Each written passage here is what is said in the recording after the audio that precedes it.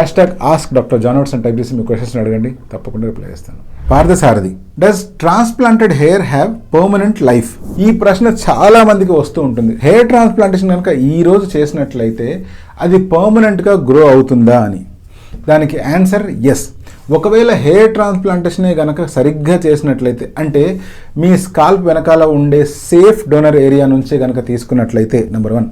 Number 2, ఒకవేళ మీ వంశంలో ఎవరికైతే బాల్డ్నెస్ వచ్చిందో వాళ్ళకి ఉన్న డోనర్ ఏరియా ఇప్పటికీ కూడా ఇంటాక్ట్గా ఉంది అనుకోండి. నెంబర్ 3, మీకు హెయిర్ ట్రాన్స్ప్లాంటేషన్ సర్జరీ జరిగిన తర్వాత ప్రత్యేకించి పవర్ఫుల్ మెడికేషన్ కానీ లేకపోతే ఏదైనా ఇమ్యూనోసప్రెసెంట్ థెరపీ కానీ జరగలేదు అనుకోండి. ఇటువంటి సిచ్యువేషన్లో ఎప్పటికి కూడా మీకు ట్రాన్స్ప్లాంట్ చేసిన వెంట్రుకలు అలాగే గ్రో అవుతూనే ఉంటాయి. ఎందుకంటే హెయిర్ ట్రాన్స్ప్లాంటేషన్ చేయడానికి ప్రధాన ప్రిన్సిపల్ వచ్చేసి స్కాల్ప్ వెనకాల భాగంలో ఉండే హెయిర్ డిఎస్టీ ఇన్ఫ్లుయెన్స్కి లోనవ్వవు అనేది.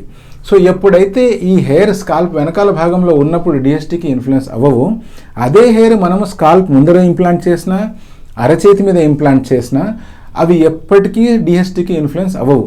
అలా అవ్వని పక్షంలో ఆ హెయిర్ అలాగే లైఫ్ లాంగ్ గ్రో అవుతూనే ఉంటాయి. మీరు కట్ చేసినా గ్రో అవుతాయి, మీరు గుండు చేసినా అవి గ్రో అవుతూనే ఉంటాయి.